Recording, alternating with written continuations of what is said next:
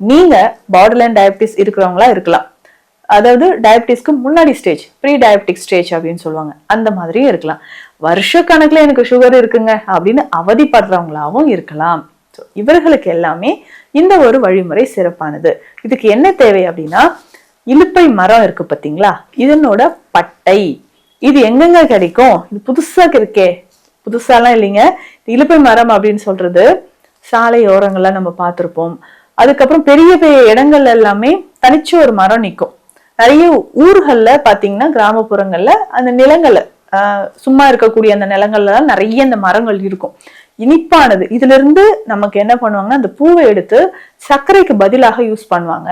இதுல இருந்து எண்ணெய் எடுப்பாங்க. இலுப்பை எண்ணெய் அவ்வளவு நல்லது, தெய்வீகத்தன்மை நிறைந்தது.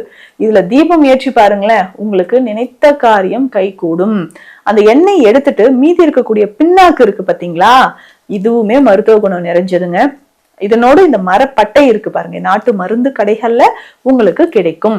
இந்த இலுப்ப மரப்பட்டை இருக்கு பாத்தீங்களா, இந்த பட்டையை நம்ம பயன்படுத்தும் போது உடல் அளவுல நிறைய மாற்றங்கள் நமக்கு கிடைக்க ஆரம்பிக்கும்.